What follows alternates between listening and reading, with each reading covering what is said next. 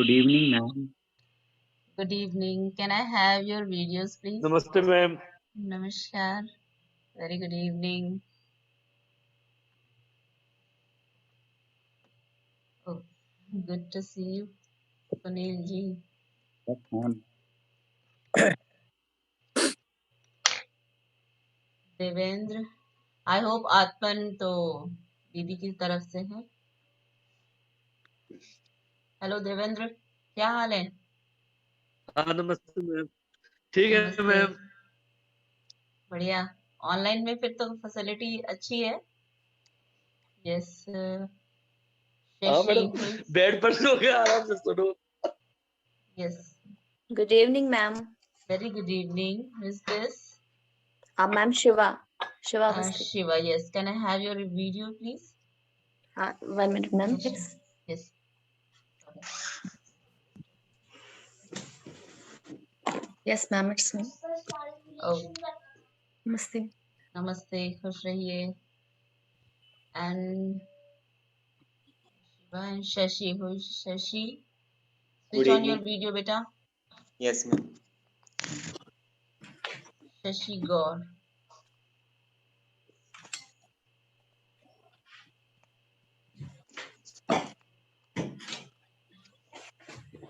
Yeah, I'm sorry, I thought it's a girl.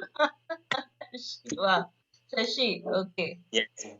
Shashi, so how many of you? 1, 2, 3, 4. Ma'am एक student और है but कल उसके नाना की डेथ हो गई है तो इस वजह से वो जुड़ नहीं पा रही है आज। Okay, it's okay. Okay. Okay. Salvi जी। अच्छा अच्छा। तो मेरे ख्याल से अभी मेरी फर्स्ट क्लास में केवल सुनील और देवेंद्र थे। I hope it's a first class with you all. Okay. So we'll study European history and the topic for today is Egyptian art. Clear? Am I audible? Yes, ma'am. Yes, ma'am. Okay. So just एक interactive session होगा. It is not a one-sided lecture that only मैं deliver करती चली जाऊँ. Wherever you feel any query, you can ask in between also. Okay. तो first एक introduction के तौर पे मैं आपको बताऊं साथ में, उसके बाद में स्क्रीन शेयर करूंगी। इट्स अ पीपीटी लेक्चर, एक पीपीटी मैं आपको साथ में दूंगी और आई डोंट थिंक कि आपके लिए कुछ ऐसा है। वो एक history, it's a data based, so बहुत सी चीजें ऐसी हैं जो एक डेटा पॉइंट ऑफ व्यू से है कलेक्टिव मैनर में, ठीक है, बट जो कंसेप्ट है वो कंसेप्ट आपको क्लियर होना चाहिए। तो जो इजिप्शियन आर्ट है, आई होप आप लोगों ने पढ़ रखा है, कोई ऐसी नई चीज नहीं होगी जिसको आप आज पहली बार पढ़ने जा रहे होंगे। तो क्या मैं आप लोगों से एक एक बार थोड़ा सा बात कर लूं, अगर आप लोगों को लगता है तो, इजिप्शियन आर्ट को करते हुए और आप अपने बारे में भी। तो Sunil ji, starting from you. Yes, ma'am. बिल्कुल। लेट मी टेल यू कि जो इजिप्शियन आर्ट है एक ट्रेजर है मेरे लिए। तो बहुत शुरू से, from the beginning, I mean I was in class 10th और 12th, आपको याद होगा कि मिस्र को नील नदी का वरदान क्यों कहा जाता है, ये क्वेश्चन था जो हमेशा आता था, है ना। उसके बाद जो पिरामिड्स हैं और जो कुछ उससे रिलेटेड कंटेंट, जो मूवीज हैं, ममीज हैं, मतलब बहुत ही मिस्टीरियस काइंड ऑफ थिंग है ये, जो इस देश की जो हिस्ट्री है, सारे कुछ है। और हम तो एंशियंट इजिप्ट के बारे में पढ़ेंगे, तो वो तो बहुत ही ज्यादा क्लासिक है अपनी चीजें। आप उसमें जब आप अभी देखेंगे तो बहुत सारी इमेजेस में आपको मिलेगा देखने को कि किस तरीके की चीजें हैं वो और कितनी अट्रैक्टिव हैं। So Sunil ji, just I want to listen something from you. Ma'am मेरे लिए भी बहुत ज्यादा है। मैं तो आज भी YouTube वगैरह पे कई बार वीडियोस लेटेस्ट अभी के सर्च करता हूँ कि क्या कुछ नया मिला नहीं मिला।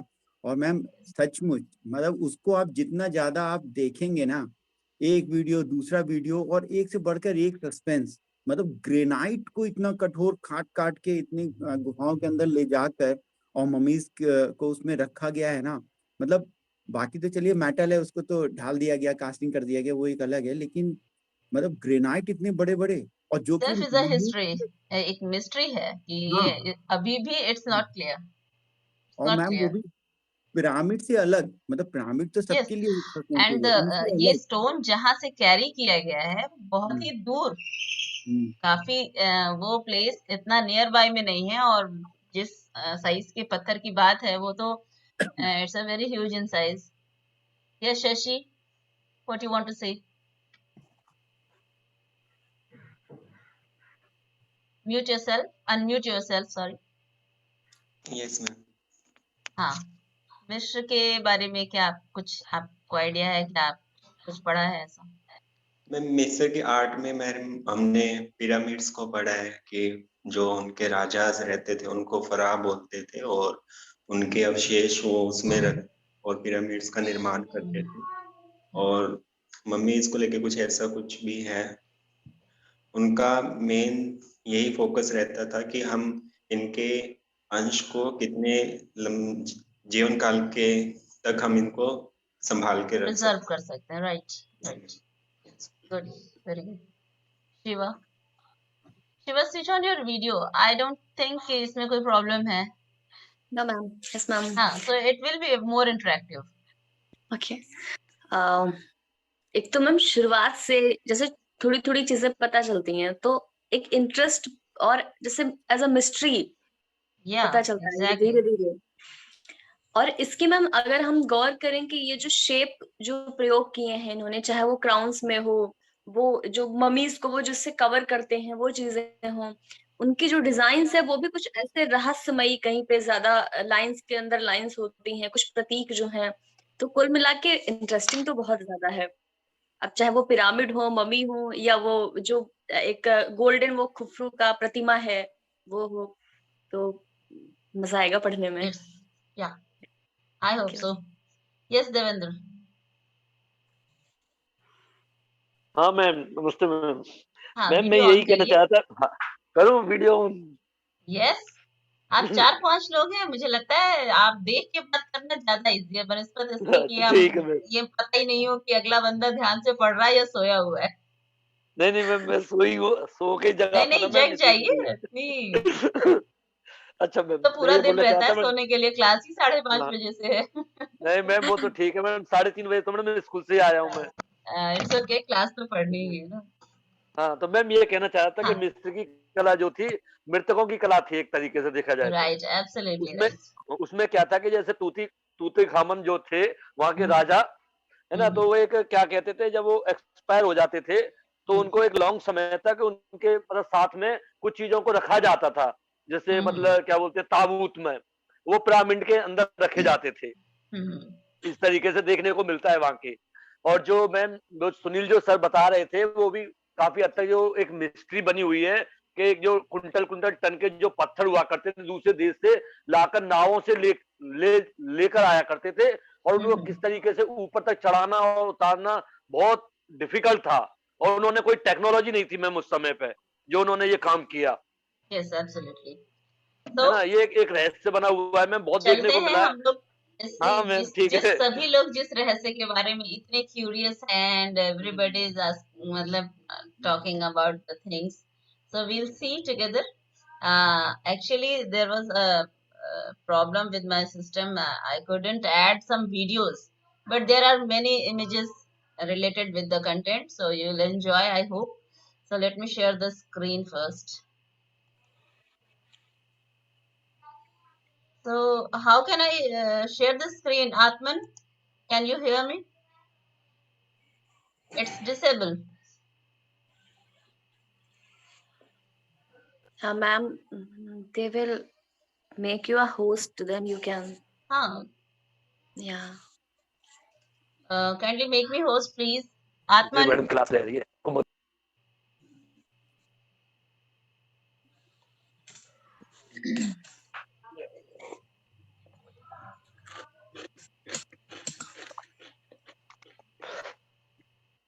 तो तूती-खामन जो राजा था ना, I'm unable to मंदपटी, share the screen. Please make me host. Hmm, hmm,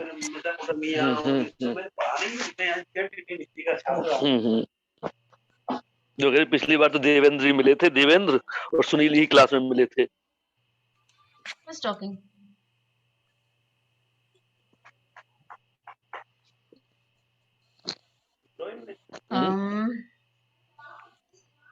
Just let me call, because without sharing my screen, how can I take my class?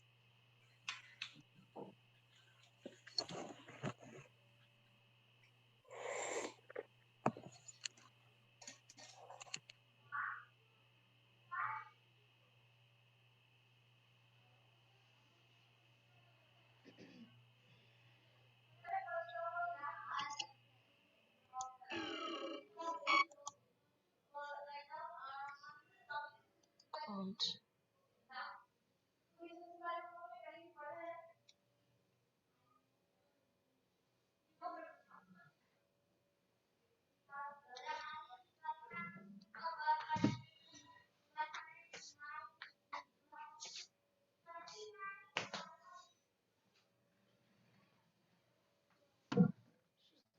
Picking up the call.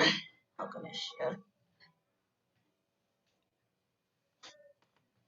Is there any option? Ma'am Shubham ma'am I'm calling and she's not taking the call. Okay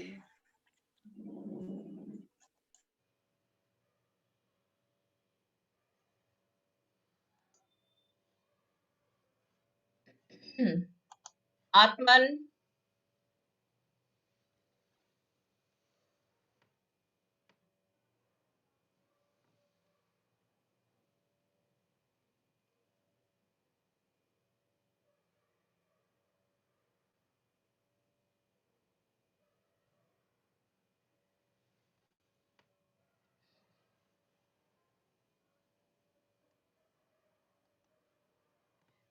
hello the, class में मुझे host बना दीजिए, because मैं share नहीं कर पा रही हूँ screen.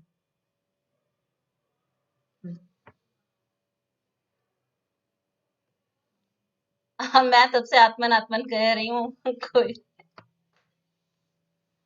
Okay, it's okay, it's okay.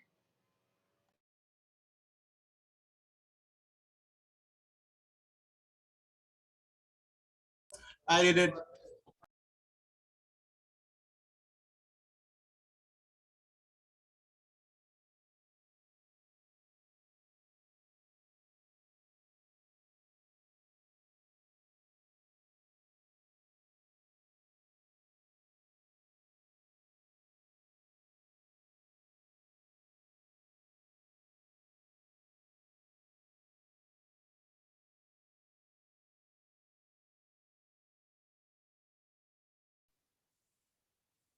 आपकी आवाज नहीं आ रही मैम। हाँ, ओके। ना ऑडिबल हूँ मैं? यस क्लियर है? मैम, ठीक है। चलिए, तो हम बहुत शुरू से स्टार्ट करेंगे, इसलिए क्योंकि हम एंशियंट इजिप्ट की बात करते हैं, ठीक है ना। 6000 सहस्त्राब्दी ईसा पूर्व से लेकर के, है ना, तीसरी चौथी शताब्दी सहस्त्राब्दी ईस्वी पूर्व तक जो प्राचीन काल रहा है मिस्र का, वहां तक तो बहुत ही मिनिमम चीजें हैं जो हमें एज एविडेंस मिलती है। क्लियर है? सो जो एक डिवाइडेशन ऑफ पीरियड है, वो आप देखेंगे कि सबसे शुरुआती दौर है कौन कौन से पीरियड हुआ, उसके बाद जो दो पार्ट में डिवाइडेड है कि एक है प्री डायनेस्टी, यानी कि जब राजवंश की शुरुआत होती है, और राजवंश के शुरुआत होने से पहले का पीरियड और उसके शुरू होने के बाद का पीरियड, ठीक है ना। तो राजवंश शुरू होते हैं, उसके बाद अलग अलग डायनेस्टीज आती हैं। इट्स अ लॉन्ग हिस्ट्री, किसी भी देश की हिस्ट्री को आप ऐसे 2 मिनट में नहीं बोल सकते हैं, और इट्स अ बेसिकली डेटा। सो हम एक अगर कॉन्सेप्ट लेके चलते हैं कि हम क्योंकि स्टूडेंट हैं, आर्टिस्ट हैं, और हमारा जो कॉन्सेप्ट इसको लेकर है वो कला को लेके है। अदरवाइज मिश्र जो अपने आप में है, वो एक सामूहिक रूप से उसका जो विकास हुआ है, यानी कि न केवल कला के क्षेत्र में, बल्कि सामाजिक, आर्थिक, राजनैतिक हर एक क्षेत्र में बहुत अच्छा रहा है। तो उस तरीके, उस लिहाज से अगर हम देखते हैं, तो हम इजिप्ट को बहुत ही एक रिच कल्चर, जैसे हम हमारी जो हमारी भारतीय संस्कृति और सभ्यता रिच है, वैसे ही हम मिस्र को भी देखते हैं। और बेहद, मतलब माइथोलॉजिकल जिसको कहते हैं, बहुत आध्यात्मिक, बहुत धार्मिक और इन चीजों से जुड़ी हुई कला रही है। ठीक है, so let us start with the first slide. Introduction. जैसे कि हम इसमें आपको बहुत सारे मैंने इसमें कंटेंट डाले हुए हैं, लेकिन आपको एक सारी चीजों को एक्सप्लेन करने में it will take a long time. So मैं बीच में चीजों को एक्सप्लेन करते हुए चलूंगी कि किस तरीके से इजिप्शियन जो आर्ट है, जिसको हम फोकस्ड हैं कि हम सिर्फ आर्टिस्टिक पॉइंट ऑफ व्यू से उन चीजों को देखेंगे, तो जो फर्स्ट जो इम्प्रेशन है that is it is not as art, मतलब एक कला के तौर पे नहीं लिया गया कि बिल्कुल इसका एक जैसे वर्डिंग होती है ना कि कला का शब्द, वहां पे किसी तरीके का कोई कला के लिए शब्द नहीं मिला, जिससे आप ये देख सकते हैं कि मेरे ख्याल से स्क्रीन आपको दिख रही है कि नहीं? Yes Yes, ma'am, ma'am. दिख रही है। ओके, इट्स ओके, चलिए। तो और दूसरी चीज आपको देखने को मिलेगी कि कहीं भी आर्टिस्ट के नाम नहीं मिलेंगे, तो कला के लिए नहीं थी, वो एक बाउंडेशन था, वो जो एक उनका जो रिलीजन था, जो उनकी माइथोलॉजी थी, उससे सराउंडेड सारी चीजें उनकी थी, तो उसको हम एक कला के तौर पे, वो बेसिकली एक पूरी तरीके से सिविलाइजेशन को लेकर के फोकस था। एज यू कैन सी कि the ancient Egyptian language has no word of art, है ना, कोई सच वर्ड नहीं उन्होंने इस्तेमाल किया इसके लिए कि हम जैसे हर एक चीज के लिए इस्तेमाल होता है, but art work served an essentially functional purpose that was bound with religion and ideology. ठीक है ना? So, and there was no significant tradition of individual artistic expression since art served a wider and cosmic purpose of maintaining order. यानी कि वो जो उनका धर्म था, जो उनकी कला थी, जो उनका जो राज्य से संबंधित बाउंडेशंस थी, वो बहुत प्रोमिनेंट था। ठीक है ना? हम पीरियड्स पे आते हैं, क्लासिफिकेशन कि किस तरीके से जो आर्ट जो थी ना प्री डायनेस्टी यानी कि 6000 वर्ष से 3000 वर्ष ईस्वी पूर्व तक का। ठीक है, ये डिफरेंट डिफरेंट नेम्स हैं, जैसे मरमाइट कल्चर है, और ये कितने पीरियड से इस पीरियड तक के बीच में इसको डिवाइड किया गया। बेसिकली उस पीरियड में चीजें कैसी मिली हैं, बहुत ही बेसिक चीजें हैं।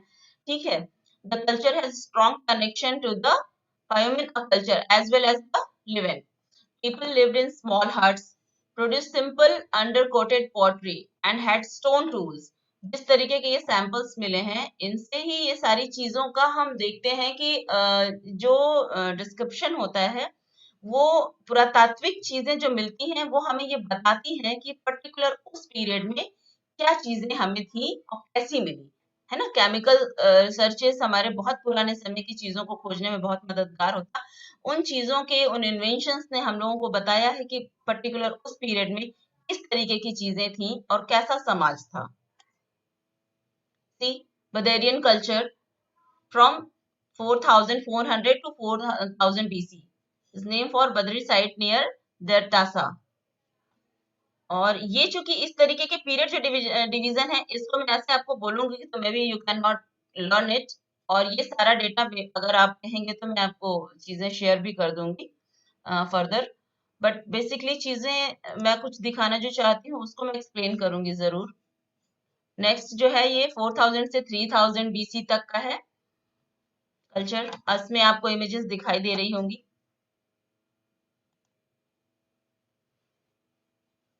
डायनेस्टिक इजिप्ट यानी कि जब से राजवंशों की शुरुआत होती है ना। अर्ली डायनेस्टी पीरियड जो है वो किस तरीके की चीजें हमें मिलती हैं।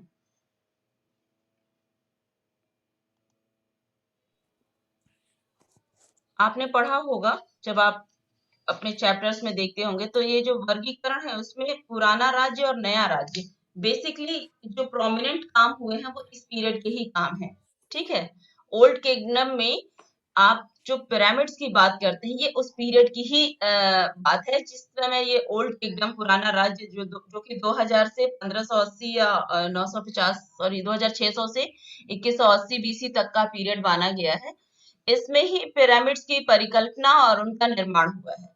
ठीक है, अभी इस पीरियड के बाद हम जब सीधे इस पॉइंट पे आएंगे तब आपको जो चीजें डिस्क्रिप्शन है वो आपको और आगे दिखाएंगे किस तरीके से कौन, और ये जो इम्पोर्टेंट 3 जो पिरामिड्स हैं, है ना, गीजा के, Yes, Khufu, Khafre and Menkaure, Egypt. ये बेसिकली इस पीरियड की देन है।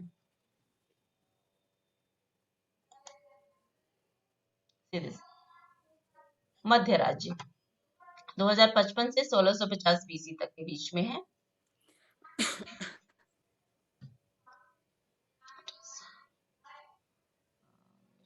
Screen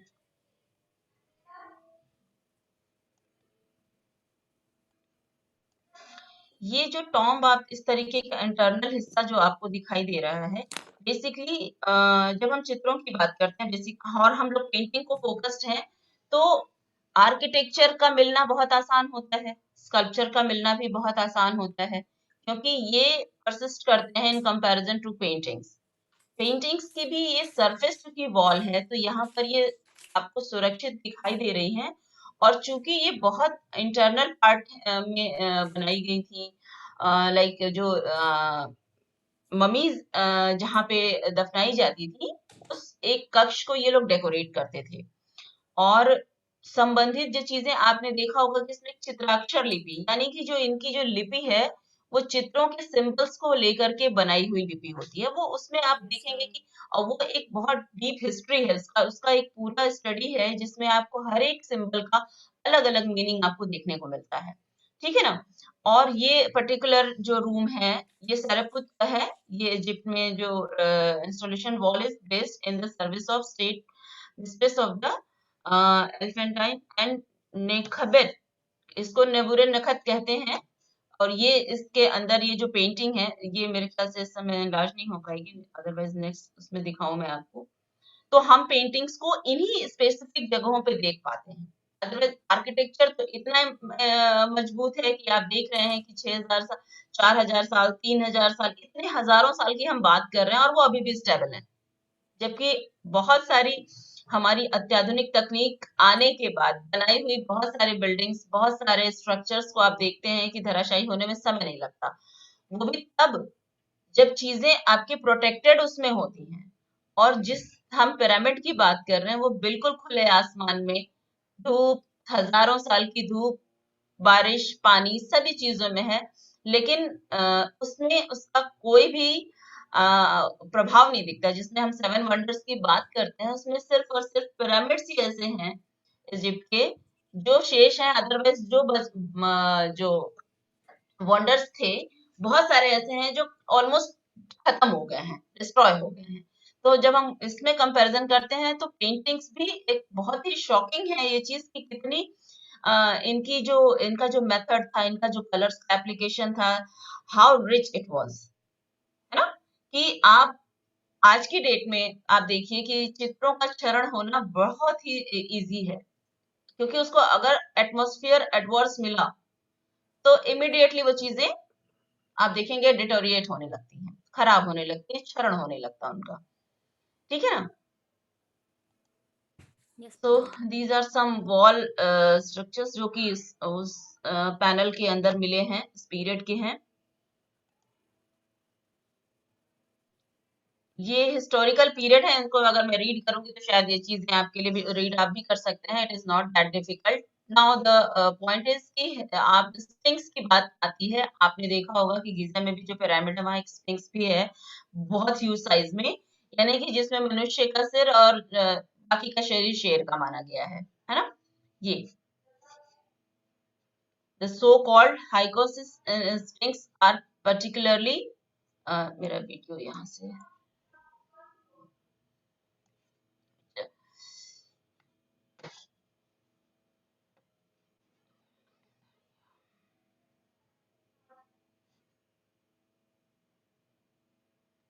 Yes, can you see the images?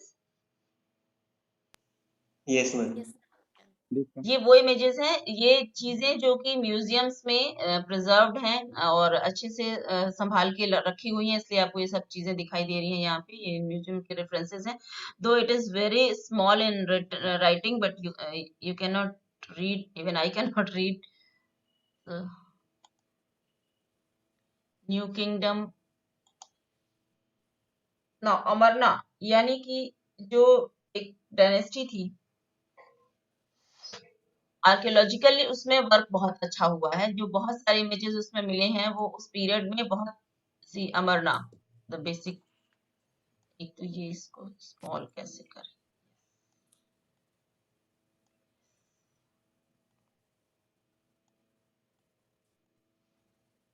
नेफरतिति।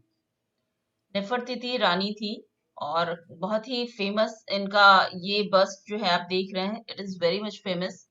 और ये 1352 से 1336 बीसी के बीच का है, लाइमस्टोन से बना हुआ है। Sorry, Ramses period.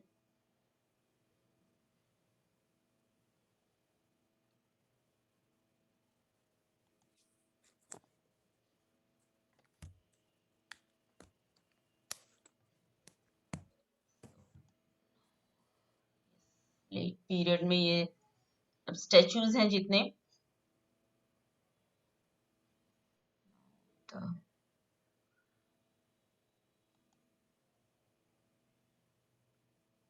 ताल्मिक आप इसको पढ़े होंगे, आई होप आपको याद होगा, जो आखिरी पीरियड माना गया है लेट पीरियड। तो रोमन पीरियड, जब रोमन्स का ग्रीक सॉरी इजिप्ट पे आक्रमण हो जाता है, रोमन और क्रिश्चियनाइजेशन जब हो जाता है, उसके बाद की आर्ट डिफरेंट है। और उसके पहले की कला जो प्रॉपर इजिप्शियन आर्ट है, ये वो कला थी। अभी क्या है, ये ममी लाइक पोर्ट्रेट्स हैं, ये इस तरीके की पोर्ट्रेट्स को ममी के कवरिंग के तौर पे यूज किया जाने लगा है ना। और mummy portraits like these images you can relate with the topic. Yes ma'am. Method and materials में क्या चीजें उस समय की इस्तेमाल होती थी और कौन से मटेरियल सबसे ज्यादा इस्तेमाल हुए हैं, लाइक दीज फैंस। ये इस तरीके का आपने ये मेरे ख्याल से ये इमेज ये क्लियर आपको दिख रही है, स्क्रीन थोड़ी सी यस एकदम मैम। नीचे। साफ दिख रही है, एकदम साफ। यस, बल्कि हम लोग उसको जूम हाँ भी कर मैम, सकते हैं। क्लियर है। बिल्कुल हाँ क्लियर मैम है। क्लियर है। Okay yes okay. Ma'am. Lapis lazuli आपने नाम सुना होगा, ये हाँ एक मैडम। हाँ। तो अभी आप आगे, अभी इसका मैं दिखाऊंगी कि किस तरीके से ये प्रोसेसिंग होती थी, इसका एक कॉम्बिनेशन के साथ इसको यूज किया जाता था। जो भी पॉटरी बहुत अच्छी मिली है, इजिप्शियन पॉटरी एक ग्लेज्ड फॉर्म में जो जिस तरीके की चीजें मिली हैं, ये ब्लू कलर बेसिकली फेमस इसी पर्पज से है। और एक इजिप्शियन ब्लू करके भी वहां पे पाउडर डस्ट फॉर्म में यूज होता था, जो कि इन इस तरीके की पॉटरी के लिए यूज होता था प्रॉपर प्रोसेसिंग के साथ। ठीक है। और लाइक इसमें एक मैं आपको स्टोन की इमेज भी दिखाऊंगी। हाँ, I think the slide has gone somewhere where is that. Yes, glass है ना।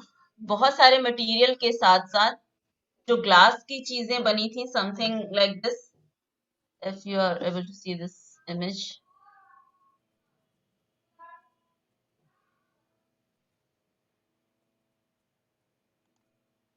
Yes, this is the powder Egyptian blue, है ना। Egyptian blue is a material related to but distinct from fans and glass।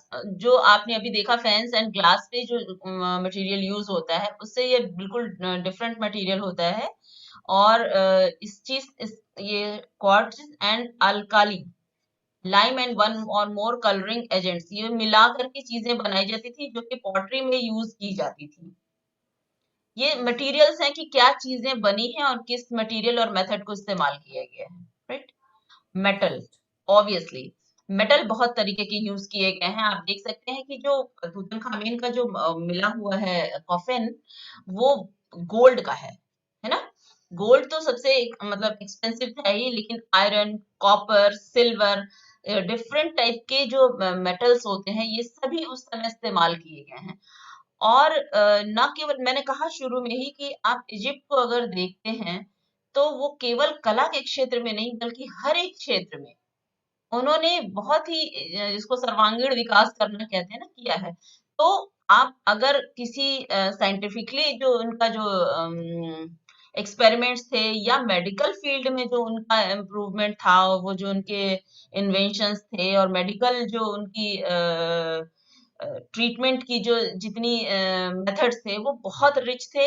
इसलिए वो बार बार एक बहुत ही rich जिसको civilisation माना गया है, क्योंकि उन्होंने हर एक फील्ड में काम किया। तो आप देख लीजिए कि मेटल कास्टिंग और मेटल से चीजें बनाना आज की डेट में भी कितना डिफिकल्ट है।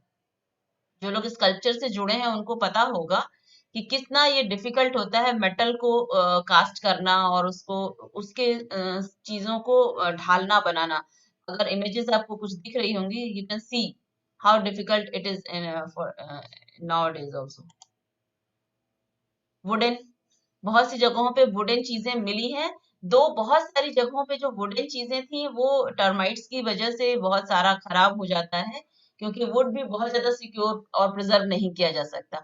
जो चीजें बहुत लॉन्ग टर्म में प्रिजर्व हैं, they are limestone and the granite and the hard wood, means wood भी जो बहुत ज्यादा ग्लेज्ड और बहुत ही प्रिजर्वेशन में था, वो आपको बहुत मिलता है इस तरीके से। अदरवाइज ज्यादातर चीजें समय जिस तरह से आप देख रहे हैं इतना पुराना, बहुत सारा जो एविडेंस है वो था और खराब हो गया। This was lapis lazuli. You can see this. This is a stone. It's a dark blue semi-precious stone, highly valued by ancient Egyptian because of its symbolic association with the heavens. यानी कि बहुत सारी चीजें जो इनकी mythological हैं, उसमें इस एक पत्थर की मैथोलॉजिकल जो उसकी वैल्यू है, इस वजह से ये बहुत ज्यादा आप देखते हैं कि इस कलर का बहुत इस्तेमाल हुआ है ना? It was imported by long distance trade routes from the mountains of northeastern Afghanistan. Yes, Afghanistan से आपने पढ़ा जरूर होगा कि अफगानिस्तान से lapis lazuli पाया जाता था, and was considered superior to all other material except gold and silver. मतलब पत्थर होने के बावजूद इसको मेटल के इक्विवेलेंट माना जाता था, बस गोल्ड और सिल्वर की वैल्यू इससे ज्यादा थी। ठीक है, रेस्ट आगे। यस, आते हैं कि जो पेंटिंग्स बनी है वो किस तरीके की पेंटिंग्स हैं। पेंटिंग्स आपने देखी होंगी कभी इमेजेस में, लाइक आप लोगों ने एक चीज नोटिस किया है, अगर देखा हो आपने इजिप्शियन पेंटिंग्स में, कि जो ह्यूमन फिगर्स हैं वो पर्टिकुलरली उनका जो फॉर्मेशन है, it is standing in front and the head and the feets are in right और लेफ्ट। मीन्स जो ये बर्स्ट होता है इट इज इन फ्रंट, बिल्कुल प्रॉपर बॉडी फ्रंट में, लेकिन जो पंजे हैं और सर वो सिर्फ मुड़ा हुआ है, यानी कि साइड बॉडी का कोई कॉन्सेप्ट नहीं है। और जो जो स्टिफनेस है बॉडी की, बहुत सी जगहों पे वो स्टिफनेस की वजह से ये चीजें कही भी गई हैं कि मृतकों की कला। मृतकों की कला कहने का यही मतलब है, क्योंकि बहुत सा ऐसा एविडेंस मिला है कि जब डेथ हो जाती थी तो उनको उनको सोच के चीजें बनाई गई हैं। तो जो डेड बॉडी होती है उसमें जिस तरीके की स्टिफनेस होती है, उस स्टिफनेस को पेंट किया गया है ना। और क्योंकि उनका एक बहुत स्ट्रॉन्ग बिलीव था कि जो ह्यूमंस हैं, और स्पेशली फराउज यानी कि जो किंग या राजा, इक्वलेंट टू गॉड, उनका बहुत truly they believe that they are equivalent to god. तो उनको वो कभी भी मरने के बाद खत्म होना नहीं मानते थे। उनका ये जो विश्वास था कि ये जो मनुष्य जिसकी भी अभी जो डेथ हुई है, ये यहाँ से निकल के दूसरे किसी जीवन में जाएगा, तो इसके शरीर को खराब नहीं होने देना है। तो ये जो मम्मी का कॉन्सेप्ट है, चीजों को प्रिजर्व करने का जो कॉन्सेप्ट है, ये वहां से शुरू होता है। और न केवल ह्यूमन, बहुत सारे ऐसे एविडेंसेस हैं, कैट्स के मिले हैं ममीज। अभी रिसेंटली एक जगह पे अभी तकरीबन 6-8 कैट्स की ममीज एक साथ मिली हैं, एनिमल्स की ममीज। तो अच्छा, राजा का तो बहुत ही हायर वो था, उसके लिए बिलीव था। तो राजा के साथ तो मम्मी जो उनकी प्रिजर्व होती थी, कॉफिन होता था। बेसिकली हम अगर आर्टिस्टिक पॉइंट ऑफ व्यू से देखें तो हम यही देखते हैं कि जो कॉफिन था, कॉफिन एक्सटर्नली कितना क्रिएटिवली डिजाइन था। आप वो शेप और वो आप टिपिकल शेप और टिपिकल डिजाइन है, आप कहीं भी एक छोटी सी इमेज भी अगर आप देखते हैं इजिप्शियन, आप तुरंत कैच करते हैं, इट्स इजिप्शियन स्टाइल, है ना। तो आर्टिस्टिक सेंस तो बहुत रिच था, क्योंकि केवल पेंटिंग्स नहीं, केवल म्यूरल्स नहीं, केवल स्कल्पचर नहीं, यहाँ तक कि आर्किटेक्चर भी नहीं, even they believe in very glorious makeup also, उनको मेकअप में बहुत इंटरेस्ट था। आप देखें, आप किसी भी पेंटिंग में देखें, with proper kajal, with proper lipstick, with proper hair and crown, है ना। आपने अभी जितने भी इमेजेस देखे होंगे, फर्दर आप आगे अभी इमेजेस देखेंगे भी, तो उनकी जो चीजों में बिलीव था वो हर एक चीज की तरफ था। मतलब उनको अगर अपना राजा को या किसी व्यक्ति को मरने के बाद द लास्ट डे जो होता है उनका, फाइनल डे जिसको बोलते हैं, तो उसके लिए भी वो उसको डेकोरेट करते थे। ऐसे नहीं जैसे कि अभी क्या होता है, डेड बॉडी है मतलब गॉन मीन्स गॉन, लेकिन no, they didn't think like that. वो प्रिजर्वेशन का, ममिफिकेशन जिसको कहा गया है, mummification means after the death एक पूरा केमिकल प्रोसेसिंग होती थी कि कितनी देर में बॉडी के ऑर्गन्स खत्म होने लगते हैं, उनको किस तरीके से क्लीन करना, क्लीन करने के बाद वो जो बैंडेज होती थी, somewhere we have found some bandage, painted bandage, जो इंटरनली वो यूज करते थे, somewhere in coffins also, somewhere in the tomb, in internal side of the tomb, है ना। तो वो चीजें आप, ये बताता है कि कितना आर्टिस्टिक उनका अपना अप्रोच था, है ना। तो उस अप्रोच को आप हर एक चीज में देखेंगे, not only in the paintings, in every field, like this ना।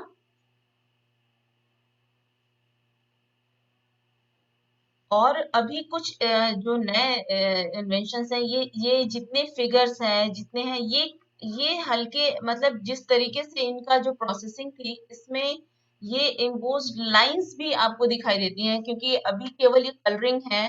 कलरिंग का जो पैटर्न था, ये इस पूरे पैटर्न में जो नए इन्वेंशंस के थ्रू देखा गया है कि ये इसकी जो प्रोसेसिंग स्टेप बाय स्टेप कैसी रही होगी, तो वो लाइंस भी इनग्रेव्ड दिखी है इसमें समवेयर।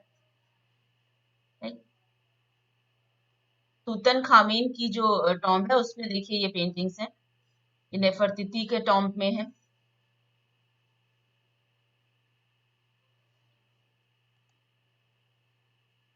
See this.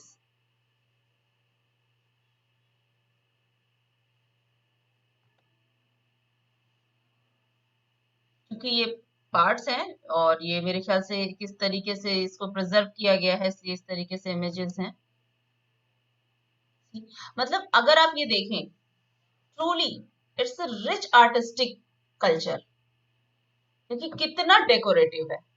हम अपने कल्चर को अगर देखते हैं, हमारे यहाँ भी बहुत पुराने समय में जो राजा रानी, उनकी जो ड्रेसिंग है, वो चाहे आप राजस्थानी में देखिए, they are very decorative. Similarly in the Egypt, they believe in decoration, they believe in every kind of decoration, after the life, after the death, everywhere they have used this kind of things. See this, Isis, if you know the goddess,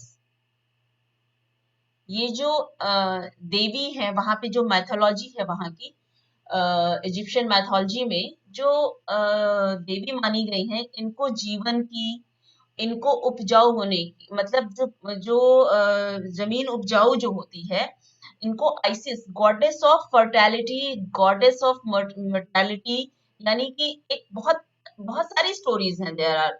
मतलब जो Scorpions वाली एक story है कि किस तरीके से Scorpions ने बाइट किया और कैसे उन्होंने, गॉडेस ने इसको सेव किया है। और जो फैल्कन के जो ये विंग्स को यूज करते हुए, सो ये जो गॉडेस की पिक्चर है, आप देखेंगे कि बहुत सारी जगहों पे इस तरीके के विंग्स की आपको इमेजेस दिखेंगी, ठीक है ना। और जो सबसे इस इनकी एक बहुत सारी जो इमेजेस मिली हैं, उसमें जो एक साइरस स्टार है, brightest star if you know, तो वो जो शाइन है, और उस शाइन का कनेक्शन जो है, ये जो नील नदी का जो पानी आता था बाढ़ के टाइम, जिसके लिए बोला जाता है ना कि वरदान, को इसलिए वरदान बोला जाता था कि जब पानी बाढ़ का आता था और उतरता था, तो उस जमीन में जो फसल थी वो बहुत अच्छी ग्रो करती थी। तो जब आपकी बहुत अच्छी फसल होती है, तो आप समृद्धि के दौर में पहुंचते हैं, आपका देश समृद्ध होता है, सारी चीजें आपको बहुत अच्छी मतलब, ये जब आपकी आर्थिक व्यवस्था ठीक होगी, आपका समाज खुशहाल होगा, आपके लोग खुश होंगे, आपकी प्रजा खुश होगी, तो साम्राज्य भी तो उसमें मतलब बढ़ेगा। तो इस ये पेंटिंग डिपिक्ट करती है। और आप पीछे अगर देखें, देयर आर मेनी सिंबल्स। चित्राक्षर लिपि कहा गया इसको। लिपि इसलिए क्योंकि ये जितने भी इमेजेस हैं, जितने भी सिंबल्स हैं, ये सारे सिंबल्स किसी न किसी चीज को डिपिक्ट करने के लिए। तो ये there are many stories painted behind. It is not just two figures that one is sitting and another one is sitting on knees, but in the background there are many other symbols are painted. Is it visible? Yes ma'am, दिख रहा है। Yes, बीच में ये आ गया एक slide. Papyrus, आपने नाम सुना होगा पेपिरस। पेपिरस के पत्ते पे बोलते हैं ना Yes, कि ma'am. पौधे पे ये जैसे आपने ये देखा, ये वो फॉर्म है जब फाइनल होकर के इसके ऊपर बना दिया गया है। This was the plant, this is the plant. Even in nowadays they use this plant in making papers. और ये एक aquatic प्लांट होता है, यानी कि ये जो इसकी रूट्स होती हैं, ये नदी किनारे, और इसकी बाकायदा खेती भी करते हैं वो लोग। और ये जो स्टेम आप देख रहे हैं ना, ये हार्ड स्टेम, इस स्टेम को कट करते हैं according to the size of the paper. ठीक है, जैसे सपोज इतनी बड़ी पेपर की शीट चाहिए तो उतने ही कटेंगे, उनके प्रॉपर उसका सेटअप है। Today's in the now present scenario they are doing this, क्योंकि वो जो ट्रेडिशन है, जैसे आपके यहाँ मिनिएचर एक ट्रेडिशन है ना, कितना भी आप कुछ कर लें, पर मिनिएचर का जो इतनी छोटी पेंटिंग है लाखों में जाएगी, पर बनेगी सेम स्टाइल से, राजस्थानी है, पहाड़ी है। तो वहां भी ये कल्चर है, ट्रेडिशन है, कि जो उनका अपना स्टाइल रहा है, जो पेपिरस या papyrus whatever you can say, तो वो अभी भी उसको कंटिन्यू करते हैं। So they cut it in the pieces, फिर वो उनके तार से उसको खोलते हैं। इसके outer covering is very hard, अंदर एक रेशेदार स्टेम होता है, फिर पतली पतली स्लाइसेस में उसको कट करते हैं, फिर उसको भिगो देते हैं। सॉल्यूशंस होते हैं, कुछ केमिकल्स होते हैं जो उसको सॉफ्टन करते हैं, फिर उनको पतली पतली स्ट्राइप्स को वो एक के ऊपर एक वर्टिकल और फिर हॉरिजेंटल रख के, फिर उसके ऊपर एक सरफेस रखते हैं, और फिर उसको प्रेस करते हैं मशीनों के थ्रू, जिससे कि वो बिल्कुल पतला होके चिपक, फिर वो जब ड्राई हो जाता है तो it becomes like a paper, but it's very hard kind of paper. तो ये पेपर में आप टेक्सचर हल्का दिख रहा होगा, ये वही टेक्सचर है जो इसके स्टेम के थ्रू मिलती है। ठीक है, आपको ये भी इमेज में दिख रहा होगा कि कैसे इसकी हार्वेस्टिंग भी की जाती है। दिख रहा है, इसका अच्छा खासा टॉल साइज के ये होते हैं प्लांट्स।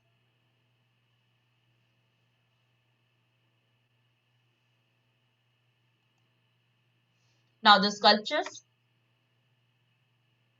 बहुत तरीके के मॉन्यूमेंटल स्कल्पचर्स हैं जो मॉन्यूमेंट्स में इनबिल्ट हैं, साथ में बने हैं। इंडिविजुअल स्कल्पचर्स मिले हैं जो अलग से कार्विंग करके लगाए हुए हैं कहीं पर। ठीक है, आर्किटेक्चर, ये स्लाइड्स इसलिए हैं बहुत ज्यादा क्योंकि किसी भी कंट्री की आर्ट को आप सिर्फ 2 स्लाइड में कतई निकाल नहीं सकते। अब अपने देश की आर्ट को ले लीजिए, आपको कितना लंबा पीरियड है, कितने सारे राजवंशों को क्रॉस करते हैं, तो इतना इसमें आपको मैं शॉर्ट में इसीलिए फॉरवर्ड कर रही हूँ। Temple of Dendur, it's a very famous temple.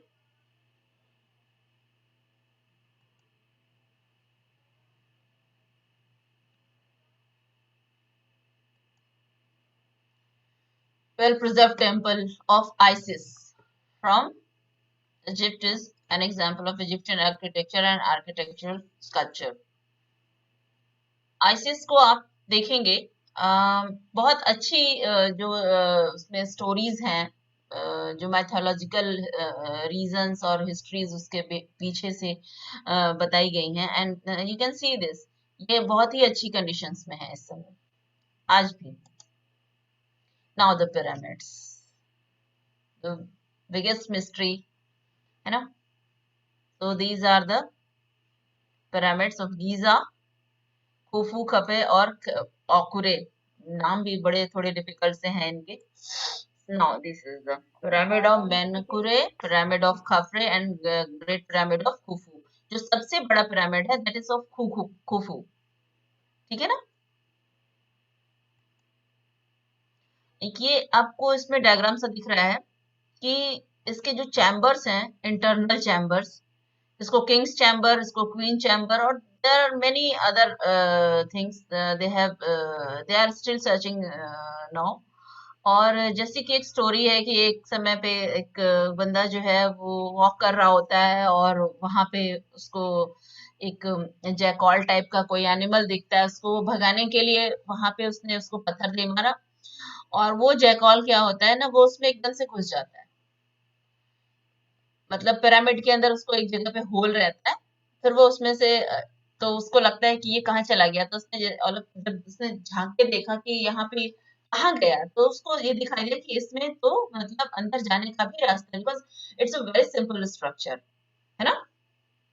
इसमें आपको कहीं से रास्ता जैसी कोई जगह नहीं है, कोई दरवाजा नहीं है, कोई गेट नहीं है, कोई एंट्रेंस पॉइंट नहीं है, तो ये ऐसा बना हुआ है कि आपको पता ही नहीं है कि इसमें कहीं जाने का रास्ता भी है। सो इन दैट वे द जो रिसर्चर्स थे उनको इस तरीके की चीजें पता चली कि नहीं, there are some points to enter in the pyramid now. So the aerial view ऊपर से देखिए आप, मतलब इतनी बड़ी लोकेलिटी में ये देखने में जितना सिंपल है, ये उतना ही ज्यादा कॉम्प्लिकेटेड है, बिकॉज एक सिंपल सी जगह पे हम कहते हैं, अगर जिस समय की ये बात है, सीधी लाइन भी इतने बड़े लेवल पे खींच ले जाना अपने आप में एक बहुत कॉम्प्लिकेटेड चीज है। तो देयर आर मेनी मिथ्स कि जो कॉन्स्टेलेशन, स्टार कॉन्स्टेलेशंस होते हैं, स्टार कॉन्स्टेलेशन आप जानते हैं, वो जो स्टार्स के थ्रू इन्होंने जो एरियल पॉइंट्स खोजे हैं वो, लेकिन ये जो खगोलीय जो ज्ञान है, ये भी आप समझिए कि उतना समय पहले था उनको, क्योंकि ये it is not that simple, it is very difficult कि आप इतने बड़े और सिमेट्री उसकी हो, मतलब इसके जो 4 पॉइंट्स हैं बिल्कुल कॉर्नर। अच्छा, इसके अपनी स्टडीज हैं, आप जानते हैं, आपने देखा होगा कि मोनालिसा की पेंटिंग के पीछे ऐसे ऐसे रहस्य खोज गए जिनकी कोई मतलब जरूरत नहीं है, जिसके पीछे कोई एक सिंपल आर्टिस्ट की बनाई पेंटिंग है, लेकिन खोज डाला। हालांकि ये scientifically it is very rich, कि ये आज की डेट में भी इस चीज को ये इमेजिन करना मुश्किल है कि कैसे इतनी चीजों को, ये तो बहुत मोटे तौर पे इसके शेप और डिजाइन को डिजाइन किया गया है कि कैसे ये बनाया गया होगा।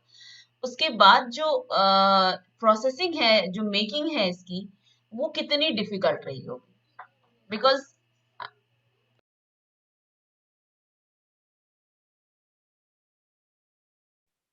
मैम आपकी आवाज नहीं आ रही है। नो, मैंने म्यूट कर दिया था। Someone is asking Okay. Now, am I audible? Yes, ma'am. Actually सबके Yes, वीडियोस ma'am. ऑफ है, तो I can not see you all, whether you are listening me और नॉट। Yes, मतलब मैं बकबक कर रही हूँ, पता नहीं आप लोगों का इंटरेस्ट है कि नहीं है, मुझे कोई दिख नहीं रहा है। So switch on your videos, मैं सुन रहा हूँ। yes, ma'am. क्योंकि आई होप आप क्लास ही कर रहे होंगे। It is nothing wrong, there is something कि आप वीडियो ऑफ करके रखें। Shashi, switch on your video, because मेरी पीजी क्लासेस में मैं रिमूव कर देती हूँ अपने उन स्टूडेंट्स को जिनके वीडियोस ऑफ होते हैं। क्लियर है? यस तो आई जस्ट वांट टू सी। सुनील जी को तो मैं डिपार्टमेंट में रोज देखती हूँ, मुझे बाकी लोगों को भी तो देखना है। एक्सप्रेशन और आपके, मैं इंटरेक्टिव क्लास चाहती हूँ, आप सुन रहे हैं, आप समझ रहे हैं, हो सकता है आपकी क्वेरीज हो, लेकिन आप अगर वीडियो ऑफ करते हैं तो I don't have any idea that you are taking interest और not. Okay, so don't switch off your video please. So it's a aerial view, ठीक है ना। अच्छा, अभी सबने बात कर ली कि वो इतने भारी पत्थर थे, कैसे लाए गए हैं, और ऑब्वियसली, है ना, जो अराउंड इसमें जो बताया गया लगभग 23 सालों में बन के तैयार हुआ पिरामिड, और कितने उसका भी कैलकुलेशन है कि जिस साइज के पत्थर हैं और जितनी संख्या में है, अगर उतने सालों में भी उसको डिवाइड किया जाए तो हर दूसरे मिनट पे एक पत्थर का रखा जाना तय होता है। Is that possible? Not at all, क्योंकि ह्यूज साइज के पत्थरों को, नीचे के पत्थर रखना नॉट डिफिकल्ट, बेस है, ठीक है, लेकिन at the top is that so easy कि इतने बड़े पत्थरों को वहां तक कैसे पहुंचाया गया होगा। So there are many concept that spiral way में उन्होंने चढ़ाया होगा, कि ये बना ही स्पाइरल वे में होगी, वन बाय वन एक रूट बनाया गया, उसको चढ़ाते हुए टॉप तक ले गया। ठीक है, इतनी पुरानी चीजें हैं उसमें, अभी भी जब रिसर्चर्स काम कर रहे हैं कि क्या पॉसिबिलिटीज हैं, but we have to find out the aesthetical values, we have to find out the creative values of the this structure. ठीक है, so in the coming slides few more pyramids are there, like the pyramid of Sahure,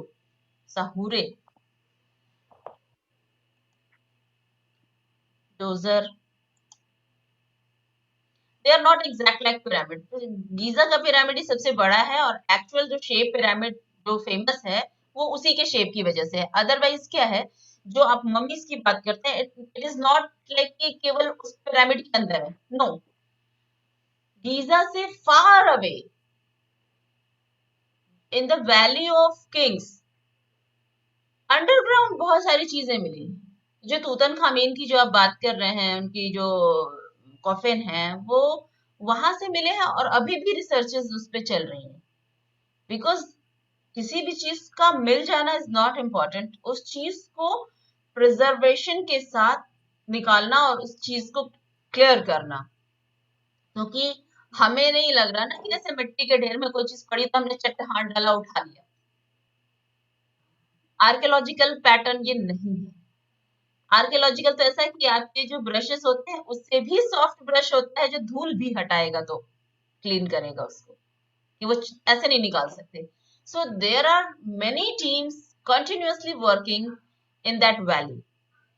so it's like, अभी आपको आगे की images में मेरे ख्याल से वो दिखेगा भी अभी, ये देखिए। I have seen some videos. I couldn't insert that video in this PPT, but अगर मैं आपको कभी फिर दिखा पाऊं तो कितना ज्यादा वो मिस्ट्री है। आप मतलब सोच के देखेंगे, आप अगर मम्मी आपने देखी हो, आप वो जो फियर है ना, वो truly you can feel in that same place, कि जो ये एरा है, ये एरिया है, ये जो ज्योग्राफिकली जिस एरिया की हम बात कर रहे हैं वो एग्जैक्टली लाइक दैट, उतनी ही मिस्ट्री और अभी चल रही हैं चीजें। The mummy, yes, mummy. हम मिस्र की बात करते हैं तो दो ही चीजें तो सबसे सामने आती है, पहले मम्मी एंड पिरामिड। और it's a big science behind, it's not just की mummy, it's a big science. क्योंकि ह्यूमन बॉडी आप जानते हैं कि after the death certain periods decided होते हैं। इतने घंटे में आपका हार्ट अंदर इंटरनल ऑर्गन्स पे काम करना बंद, इतने देर के बाद आपका क्या क्या बॉडी का डिटोरिएशन किस किस प्रोसेस में हो जाएगा, ठीक है ना। आप कितना भी बचाते हैं, आपको पता होगा कि किसी का वेट करना होता है तो लोग बर्फ की सिल्लियां मंगाते हैं और बर्फ में रखते हैं। और आप जानते हैं जो जहाँ पे शवगृह होते हैं, जहाँ पे वो भी एक फ्रोजन कॉफिन्स होते हैं जिसमें बॉडीज को रखा जाता है, but even they cannot persist such long in such long period, but these are so just you can imagine the chemicals, the processing, how rich, कितना ममीज का जो प्रोसेसिंग रहा होगा, वो एक एक्सपेरिमेंट भी अपने समय में रहा होगा। उन्होंने अपने समय के हिसाब से इसको प्रिजर्व किया, लेकिन ये आज तक है। मतलब वो जो केमिकल, वो जो ममीफिकेशन का प्रोसेस था, हाउ रिच इट वाज। क्योंकि मैंने अभी बात की कि कितने तरीके के मेटल उनके पास थे, कितने तरीके की प्रोसेसिंग दे नोज, है ना। तो इसने इतने केमिकल्स के बारे में, और आपको बताएं कि जब राजा बीमार होता था तो ये एक्सेप्टेबल नहीं था कि जो फराओ है उसके अंदर किसी भी तरीके की कोई मेडिकल प्रॉब्लम हो।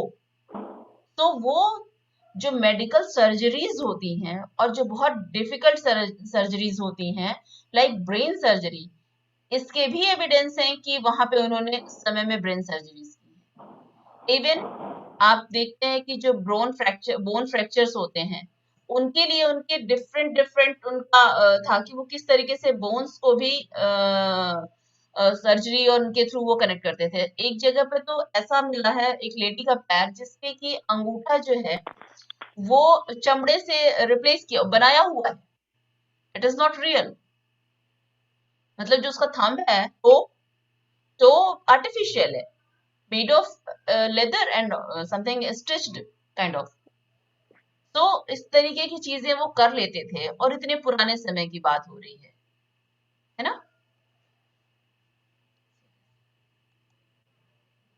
मम्मी ब्रिटिश म्यूजियम में ये रखी हुई है,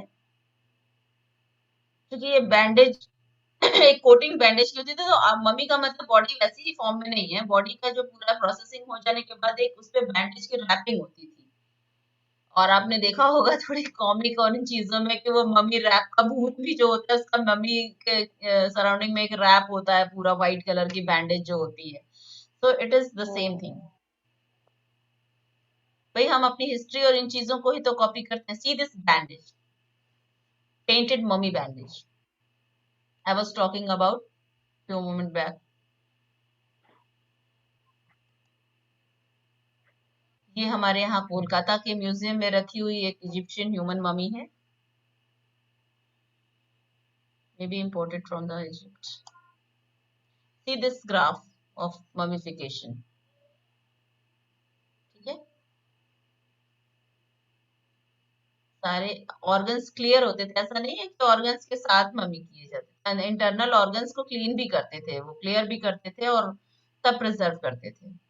ये बैंडेज कर रहे हैं, बैंडेज होने के बाद ये जो फाइनल कॉफिन का है आप देखिए फॉर्मेशन, इसी फॉर्मेशन में जो आउटर कॉफिन होता है वो भी होता है।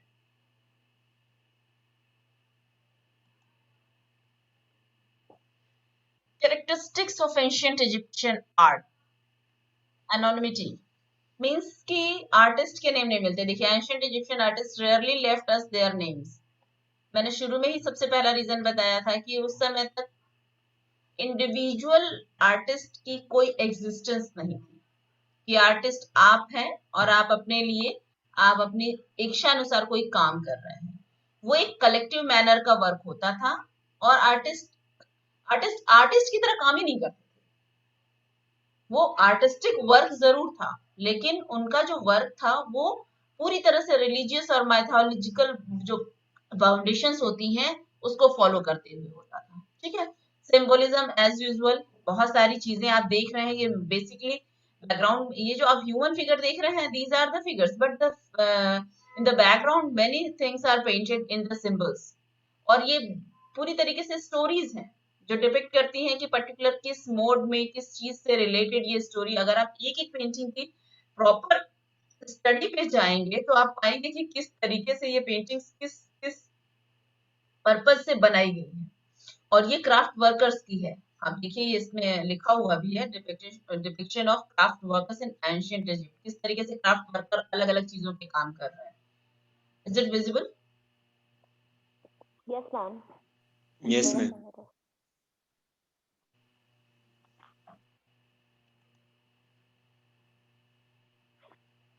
बिफोर टाइम खत्म कर दिया, लेकिन अभी हम बात करेंगे क्योंकि अब तो आपका सेशन शुरू होता है। मैंने तो अपने तरफ से आपको समझाई चीजें बताई हैं, and few more things if you are interested to ask you can ask it now.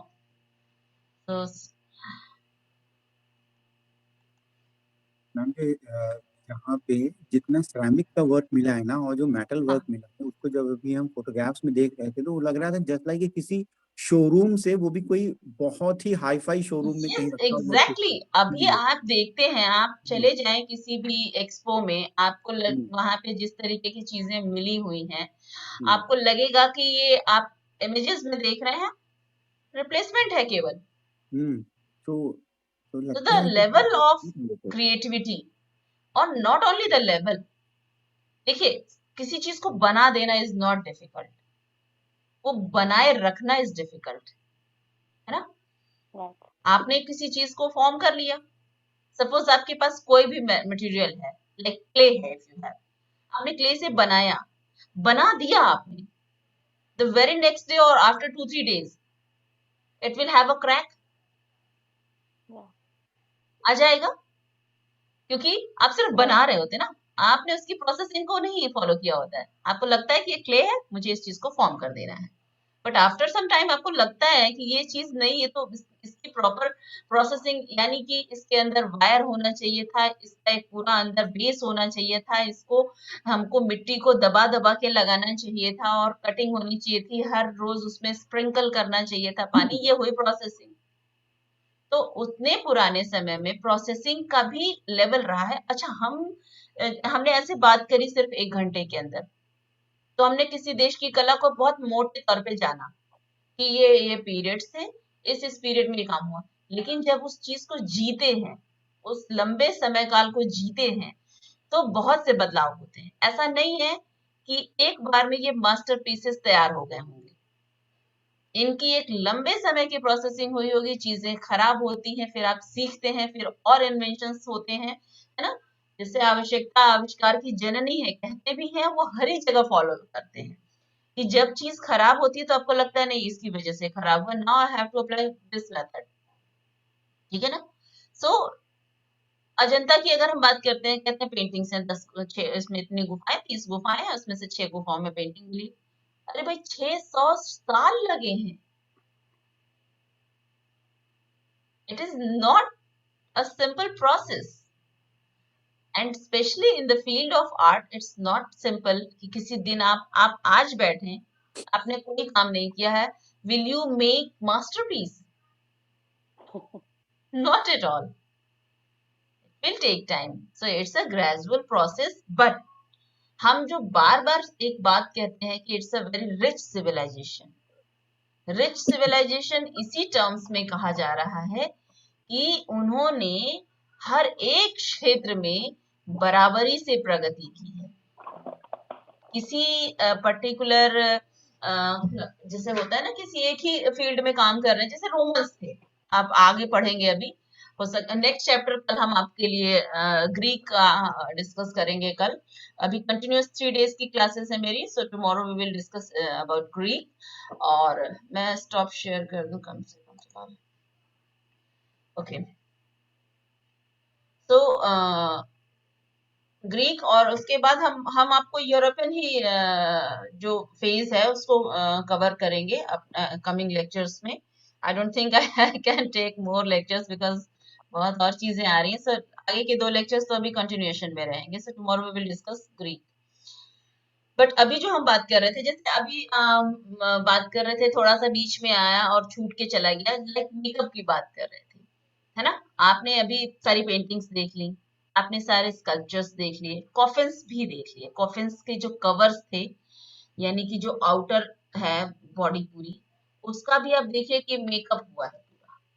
Face जो है वो पूरे उसके पीछे जो मेकअप करने का रीजन होता था उनका, it was not only the purpose कि they wanted to look better, there was a reason related to the mythology. जैसे आईलिड्स, जो आंखों के ऊपर जो उनका जो बनाने का शेप है, देखिए वो एलमंड शेप पे उन्होंने बनाया हुआ है मोस्टली आईज जो है। और वो जो वहां पे फैल्कन पक्षी है, और जो उनके जो सन रेज से जो कहते हैं कि जो अगर ब्लैक अगर आईलिड हो तो वो सेव करता है आईज को सन रेज से। सो इस तरीके के छोटे छोटे रीजंस होते थे उनके, है ना। और जो स्टोन डस्ट है उसको किस तरीके से केमिकल प्रोसेस या उसमें कोई बाइंडर लगा करके वो लिप्स पे उन्होंने यूज किया। दूसरी चीज की जो मेल जो फिगर होते थे ना, उनके बालों का बड़ा प्रॉब्लम रहता था, तो मोस्टली आप देखते हैं कि उनके सर पे एक तरीके का ना क्राउन होता है, हेयर क्राउन या किसी भी तरीके का पैटर्न क्राउन। तो वो जो फैब्रिक भी होता है समवेयर इट इज बहुत ही डिफरेंट तरीके के हैं। अगर आप जाएंगे जिन स्पेसिफिक चीजों पे आपको कहीं क्वेरी लगती हो, if you can Google and go to the Wikipedia pages directly, you can find out the image and you can see how it is made. क्योंकि हर एक चीज पे हम लोग बहुत ज्यादा बात नहीं कर सकते, इसके लिए तो कम से कम आपको 1-2 महीने की प्रॉपर क्लासेस चाहिए, तो हर एक पॉइंट पे आप बात कर सकते हैं, बट ऑन द होल एक चैप्टर के बारे में आप मोटे तौर पे ही समझ सकते हैं। तो जो बेसिक कॉन्सेप्ट था कि जो इनकी मृत्यु से रिलेटेड जो सोच थी, वो बहुत बड़ा रीजन था कि ये जो चीजें आप देख रहे हैं इस फॉर्म में मिली। राजाओं को सुरक्षित रखने के लिए, उनकी बॉडीज को बचाए रखने के लिए ममीज का कॉन्सेप्ट आया। ममीज को दफनाने के लिए पिरामिड्स का कॉन्सेप्ट आया, और जब इस तरीके का कंसेप्ट आया है तो उन्हीं के इर्द गिर्द सारी डेकोरेशन मिली। सो अगर हम इजिप्शियन आर्ट की बात करते हैं तो हम इन चीजों को स्किप नहीं कर सकते डायरेक्टली। सो ये सारी चीजें कनेक्टेड हैं। और now it's up to you, you can ask the questions related if you have. Ma'am मेरा एक क्वेश्चन है। यस। जब इजिप्शियन आर्ट हम लोग पढ़ते हैं तो जितनी भी ये स्कल्पचर्स हों या जो भी है, इवन जो चित्र भी बने हैं वो भी कहीं ना कहीं ममीज के बने हैं या उन सब के, तो मोस्टली जो सारी चीजें मिलती हैं वो डेथ से जुड़ी हुई हैं। यस। उनके हाँ, पर मतलब उनकी लाइफ स्टाइल से जुड़ा हुआ भी क्या, कौन कौन सी चीजें, बस एक बहुत देवी सारी देवताओं से चीजें मिल हैं, जाता है कि बहुत कौन सारी। से, हाँ ये अब ये जितनी आपने पेंटिंग्स देखी हैं अभी, उन पेंटिंग्स के बैकग्राउंड में मैंने आपको बताया कि बहुत सारे सिंबल्स पेंटेड हैं। जी मतलब चूंकि इन्होंने फोकस डेथ को इसलिए किया हुआ है कि they wanted to preserve the body, और हम उसी की वजह से बात कर रहे हैं। लेकिन उन्होंने लाइफस्टाइल नहीं छोड़ी, उनकी जितनी जो नॉर्मल लाइफ है आप देखें कि बहुत रिच है। अगर आप, हमने शुरू में आपको बताया कि जो उनका आर्थिक जीवन, सामाजिक जीवन, जो खेती थी, ये सब चीजें तो सिर्फ और सिर्फ मृत्यु की वजह से थोड़ी जीवित है। वो तो जीवित है, वो तो बात तो मृत्यु के बाद की हो रही है कि उनको प्रिजर्व कर दिया गया। लेकिन इवन पूरी वही चीजें, अच्छा ये जो मेकिंग है, इट्स आंसर हिडन है तुम्हारे क्वेश्चन में बेटा, कि आप ये जितनी चीजें देखी वो तो लिविंग लाइफ में ही चीजें क्रिएट की गई होंगी। जैसे जितने सिरेमिक्स हैं, ये while living they have done, और ये एक अच्छी रिच लाइफस्टाइल को ही डिपिक्ट करता है। हाँ बिल्कुल। अदरवाइज सिर्फ अगर मरने की बात होती तो ये बाकी चीजें या बाकी की चीजें जितने आपको ये जो पॉटरी आर्ट है, अभी तो मैंने बहुत सी चीजें इसमें इंक्लूड नहीं की हैं, उनके फर्नीचर्स हैं, उनकी ज्वेलरीज हैं जो आपकी नॉर्मल लाइफ से जुड़ी हुई है। जानना चाह रही थी जी। हाँ, वो बहुत सारी। लेकिन देखो किसी किसी किसी किसी किसी कंट्री की आर्ट को ना ऑन द होल हम देखते हैं जब, तो जो चीज सबसे ज्यादा वर्ल्ड वाइड जो चीज हमें अट्रैक्ट करती है वो किसी एक फोकल पॉइंट पे हम आके रुकते हैं कि ये कला क्यों है। जैसे भारतीय कला को भी आध्यात्मिक माना गया है, धर्म से जुड़ी माना गया है ना। बौद्ध धर्म, आप देखिए तुरंत अजंता का नाम आता है ना। तो केवल अजंता ही तो नहीं है, अजंता के अलावा और बहुत सी चीजें हैं। लेकिन जब हम विश्व के स्तर पे देखते हैं किसी चीज को, तो हर एक देश की एक रिप्रेजेंटेटिव चीज होती है जो हमें विश्व में उस तरीके से स्थापित करती है। और हम हमेशा बात करते हैं इजिप्ट की, तो mummies and pyramids and all, लेकिन एक जो नॉर्मल सर्वाइवल ऑफ लाइफ था, it was so rich, it was so rich. Clear है? Yes ma'am, thank you. Now anyone else? You have 10 minutes more. You can ask some questions. बहुत बढ़िया ma'am, क्या पूछें, इतना नहीं अच्छा। मैम, सही है मैम। मैं मुझे एक प्रश्न और पूछना था, हल्का सा ये। हाँ, हल्का भारी कुछ भी, हेलो। एनीथिंग। नहीं मैम, मुझे ये पूछना था, जैसे जो मिस्र की जो सभ्यता जो प्राचीन जो रही है, उसमें जो मतलब क्या करते थे, जब कोई एक्सपायर हो जाता था उसके सामान साथ में रखते थे। आज भी ये प्रथा देखने को मिलती है, आज भी देखने को मिलती है। वो करते होंगे, रिचुअल्स हैं, रिचुअल्स है। देखिए है ना? हम अभी जो एंशिएंट इजिप्ट की बात कर रहे हैं तो हमने एंशिएंट चीजों को पढ़ाया, बट कंटेम्प्रेरी जो रिचुअल्स हैं, जैसे आपके यहाँ है, हिंदू मैथोलॉजी में आप जानते हैं ना, डेथ रिचुअल्स, वो सारी चीजें फॉलो होती हैं। तो हर एक हाँ कंट्री मैम, में देखा है मैम। ट्रेडिशन फॉलो किया जाता है, और मैडम, ऐसा नहीं है कि एज सच फॉलो होता है, उसमें बहुत सारे मॉडिफिकेशन टाइम के साथ आते जाते हैं, और जो रिलेवेंट चीजें हाँ यस मैडम, मिस्र की सभ्यता में वो चीजें रखी जाती थी साथ में मरने वाले के साथ में। अब यहाँ पे उल्टा है मैडम, मरने वाले के साथ में रखी नहीं जाती, जब वो मर जाता है उसके दूसरे दिन उसकी जगह पे रखी जाती है मैम। जैसे वो दारू पीता था, दारू की चीजें रख दी, खाने पीने। I don't know, I really don't know this। मैं बस ये जानती हूँ कि यहाँ तो जब हमारे यहाँ भी अलग अलग प्रथा है कि मर गया तो 13 दिन के बाद लोगों को खिलाया जाता है ना। बहुत सी चीजें हैं। अब अकबर ने दिने इलाही शुरू किया, उसने कहा नहीं, मृत्यु भोज पहले दे दो, ठीक है, हम बाद में नहीं देंगे, पहले ही सबको खिला दो अपने मरने के भोज को। तो ये कल्चर होता है, हर एक जगह का ट्रेडिशन है। इजिप्शियन ट्रेडिशन में जब बात करते हैं तो मुझे नहीं लगता कि सारी चीजें, हाँ at that time not only the belongings, उनके जो सेवक सेविकाएं जिंदा उस साथ में दफनाए जाते थे कि उनको जरूरत पड़ेगी वहां। यस, द एविडेंसेस है इसके कि भाई राजा जा रहा है दूसरी लाइफ में, मतलब ऐसा अकेला थोड़ा विश्वास ना था ही जाएगा। नहीं कि ये खत्म हो रहा है। उनका तो ये कंसेप्ट था ना कि he is entering into the another life, और वहां जाएंगे तो इनको जब खाने पीने की चीजों की जरूरत है, पहनने ओढ़ने की चीजों की जरूरत है, तो इनको सेवक और सेविकाओं की भी जरूरत है ना।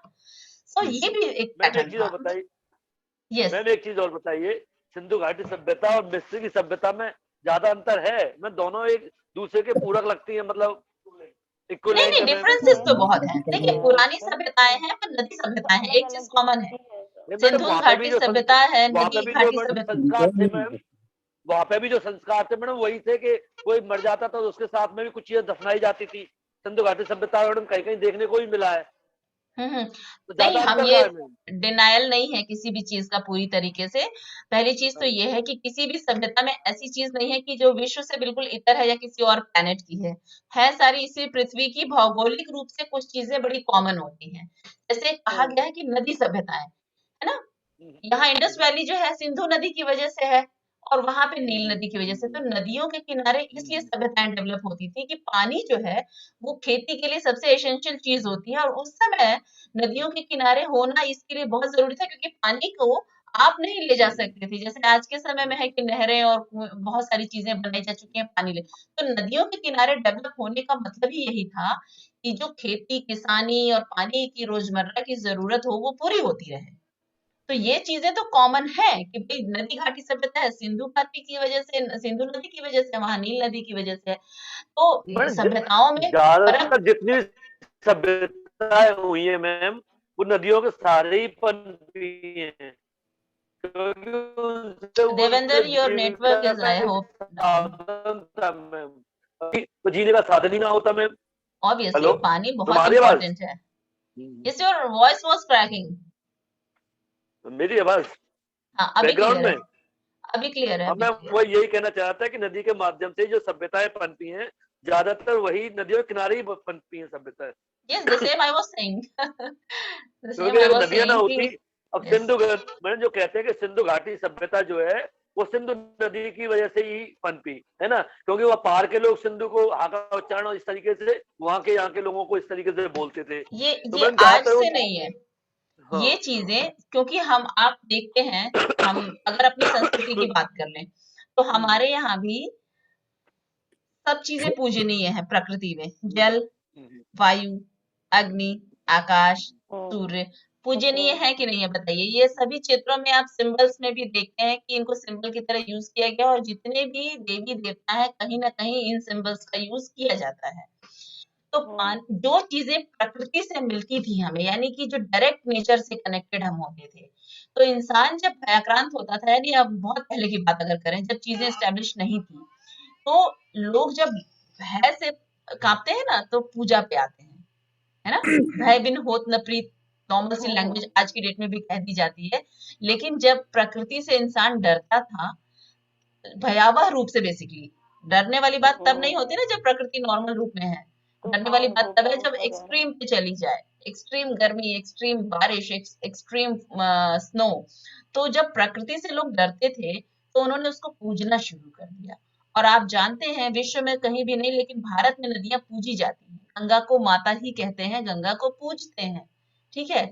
ये भी एक बहुत बड़ा रीजन था नदियों के अगल बगल, क्योंकि जो चीज आपके सर्वाइवल से रिलेटेड है वो आपके लिए पूजनीय है। आप अभी भी गंगा जी जाते हैं तो आप सबसे पहले पैर नहीं डालते, आप माथा लगाते हैं। हालांकि इसके पीछे एक साइंटिफिक रीजन है कि आपका जो ब्लड सर्कुलेशन है पैर के थ्रू न जाए, सरगर्म हो जाएगा ब्लड से, तो इसलिए सर से लगाते हैं। लेकिन ये इन सब चीजों के पीछे माइथोलॉजिकल रीजंस होते हैं, साइंटिफिक रीजंस भी होते हैं, लेकिन बेसिक चीज यही होती है कि आप हर उस चीज को पूजें जिससे आप कवर्ड हैं, है ना। तो ये हर एक संस्कृति में है, बहुत सी चीजें कॉमन है। आज की डेट में तो पूरी दुनिया एक जैसी होती चली जा रही है। आपके देश की संस्कृति को बाहर लोग कितने अच्छे से अडॉप्ट कर रहे हैं, बाहर की संस्कृति को आप अडॉप्ट कर रहे हैं। चाइनीज फूड आपके यहाँ बहुत फेमस हो गया है, तो इंडियन फूड कहीं बाहर बहुत फेमस है। इटालियन फूड, मैक्सिकन फूड, ये खाना जब इतना ज्यादा कॉमन हो गया तो संस्कृति की तो बात ही क्या है, पहनावा बहुत कॉमन हो गया। हर जगह आप अपने देश में देख लीजिए, जो चीजें अलग अलग राज्यों में फेमस हुआ करती थी। दुर्गा पूजा बंगाल की, अब आपके हर गली मोहल्ले में दुर्गा की मूर्ति स्थापित होती है, दुर्गा पूजा होती है। गणेशोत्सव महाराष्ट्र का, तो कहीं आपके हर दूसरी गली में एक गणेश जी का मूर्ति रखा जाता है। तो चीजें ट्रांजिशन होता है, और संस्कृति तो है ही ऐसी चीज जो स्प्रेड होती है। और लोग तो इस प्रचार के लिए लगे रहते थे कि जो हमारी संस्कृति है उसका प्रचार हो, और कलाएं इसमें सबसे बड़ा माध्यम होती थी। ठीक है मैम, आज की पीपीटी बहुत अच्छी थी, बहुत डिटेलिंग भी थी, और जो इमेजेस थी उनका सिलेक्शन, मतलब एक कंप्लीट पीपीटी थी। Thank you. आई होप कि चीजें थोड़ी और बेहतर अगर मैं कर पाती। आई कुडंट हैव टाइम, मेरे पास टाइम इसलिए नहीं कि मेरी क्लासेस हो जाती हैं मॉर्निंग की, और फिर कॉलेज जाना पड़ता है, फिर मुझे शाम की क्लास। तो बट आई ट्राइड कि आपको जो चीज, जिस टॉपिक के बारे में हम लोग बात करें, तो हम एक पीजी स्टूडेंट के स्टैंडर्ड से थोड़ा सा एक लेवल ऊपर सोच के देखें कि हम पर्टिकुलर जिस पीरियड की बात कर रहे हैं उस पीरियड की बहुत स्पेसिफिक चीजें देखिए। डेटा तो बच्चा भी याद कर लेगा, हम दे दें ये अगर हिस्ट्री पूरी कि इस वंश काल में ये समय इतने से इतने था, आपको तो सिर्फ उस पूरे एक समराइज रूप में उसको समझ लेना है।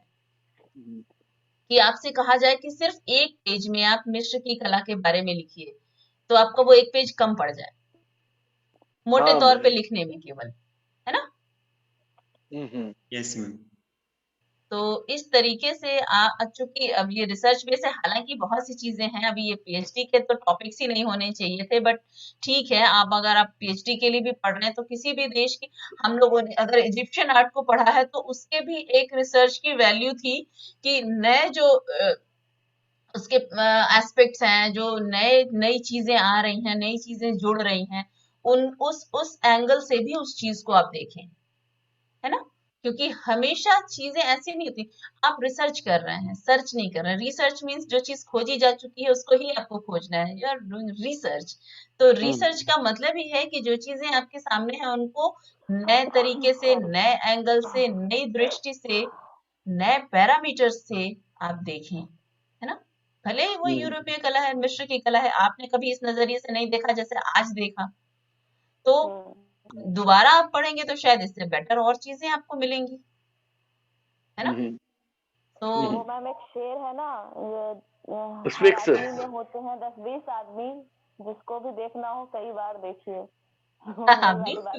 तो this brain is a scanner, है ना? हमने देख लिया और हमको उसको और स्टेप बाय स्टेप स्कैन करना है चीजों को। मैडम हिस्ट्री पढ़ना मैडम हमें बहुत अच्छा लगता है मैम। It's very good. इतिहास में मैडम, इतिहास हमारा पसंदीदा विषय है मैम, ड्राइंग से पहले। हाँ, मैं ड्राइंग से पहले हमारा इतिहास। अच्छा, ओके ओके। नहीं, वैसे जो लोग अपने सब्जेक्ट में, जिन बच्चों की हिस्ट्री अच्छी होती है, पढ़ने में जो अच्छे होते हैं, बेसिकली नेट जेआरएफ करके वही आगे आते हैं। अदरवाइज जिनकी केवल ड्राइंग अच्छी होती है वो बेचारे कभी क्रैक नहीं कर पाते, madam MA unfortunately. Madam history से एमए किया है मैम हमने। फिर तो इंटरेस्ट भी बताता है आपका कि आपने एमए किया हुआ है, एक तो ऑब्वियसली हिस्ट्री में इंटरेस्ट होगा ही। एंशिएंट हिस्ट्री कल्चर से किया है मैम। Very nice. इसीलिए हिस्ट्री पढ़ने में ज्यादा अच्छा लगता है मैम। तो थ्योरेटिकल मैडम नहीं, ठीक है, का माहौल रहा है मैडम क्या मेरे है ना, इंटरेस्ट के हिसाब की ही पढ़ाई होती है। जबरदस्ती की तो पढ़ाई सिर्फ डिग्री लेकर के खत्म हो जाती है। कंटिन्यू वही करता है या उसी फील्ड में होता है जहां आपका इंटरेस्ट होता है। इतना सा भी रहता है, वो ग्रो कर जाता है बाद में, लेकिन आप उसी दिशा में जाते हैं। फिर अपना सब्जेक्ट ही ऐसा है कि आप जाएंगे तो इंटरेस्टिंग है ना? Yes ma'am. नहीं मैम, बहुत अच्छा लगा मैम आज की क्लास लेके। मैंने टाइमली खत्म कर दिया वैसे क्लास आपकी। सुनील जी की रिक्वेस्ट थी कि मैम एक्सटेंड मत करिएगा। नहीं ठीक है। यस, बात थी वो भी बहुत अच्छी थी, और ये तो मार्वलेस, बहुत प्यारी। रियली मैम बहुत अच्छे से, वो पता ही नहीं चला टाइम कब स्पेंड हो गया इंटरेस्टिंग वे में, और तो नहीं विजुअल्स दिखे तो एक्चुअली इंटरेक्टिव मैंने बार बार इसीलिए कहा था ना कि मुझे लगता है कि मैं जिनको पढ़ा रही हूँ मैं उनको देख सकूं, मुझे एक्सप्रेशन देखने होते हैं कि whether you are getting my point और नॉट। और बच्चे क्या होते हैं ना बंद कर लेते हैं हाँ, कल वीडियो और मैम यही हुआ था, कल यही हुआ था। अब मैम बोल रही थी कि देखो मतलब चालू तो करके है, पता नहीं बच्चे कहाँ हैं, और मतलब ऑनलाइन चल रहा है लेकिन बच्चे गायब हैं। I'm gone, okay। तो मेरे तो लिए भी उनको अच्छा है। उनको तो हाँ, मैंने हाँ। फर्स्ट क्लास ली थी तो first day only Sunil was there in the class and I taught him and then the second class Devendra and Sunil was there। So दो बच्चे आज की क्लास में पढ़े, आई होप थर्ड वन जो है कल ज्वाइन कर ले। तो नहीं मैम वो साल भी रहती है ना कि मैम बता रही थी कि ट्रेजेडी हो गई है, तो इस वजह से नो वो इट्स नहीं आ ओके, पाई। इट्स ओके, ये तो किसी के साथ कभी भी हो सकता है, so it's unfortunate but it is okay. So see you tomorrow। It's all for ठीक है today। मैम, यही थैंक यू टाइम है मैम। मैम। हो गया धन्यवाद आई मैम। थिंक। हाँ चलिए या ठीक है, फिर आप सबसे कल ठीक है मैम। मुलाकात होती है नए चैप्टर के साथ और एक नई नहीं दुनिया के मैम, साथ। नया चैप्टर क्या है मैम? ग्रीक की कला, नया चैप्टर यूनान की कला, अच्छा यूनानी कला, ठीक है मैम, पढ़ेंगे मैम इस पर। ठीक है ना। ठीक है नमस्ते मैम। हाँ और अगर आगे आपको जरूरत होगी तो कंटेंट मैं आप लोगों को पीडीएफ वगैरह अगर होगा तो मैं दिला दूंगी, हाँ मैं मैम आपको शेयर ठीक कर है दूंगी। मैम। ये पीपीटी या ये पीडीएफ फॉर्म में भी मैम मिल जाए तो बहुत अच्छा होगा, जिस I आज will try। आपने पढ़ाया। I wanted to improve this। Actually, I didn't get much time to so मेरे को इसको थोड़ा सा improve और करना है। Technically it is not perfect, आपको लग रहा होगा लेकिन एक कंटेंट देने के लिए मैंने इतना इसको कर लिया था कि आपको कुछ चीजें दिखा सकूं, है ना। इसको अभी थोड़ा इट नीड्स इम्प्रोवाइजेशन, अभी थोड़ा सा इसको कर लूंगी, आपको शेयर जरूर करूंगी मैं आप लोगों को, बिकॉज पर्पस तो आपको पढ़ाना ही है ना, मैं रख के क्या करूंगी। जी मैम। इजिप्ट पूरी दुनिया के लिए है। चलिए okay, Okay. See you Thank you, ma'am. Tomorrow. नमस्ते। Okay Thank you. Bye bye, नमस्ते। नमस्ते।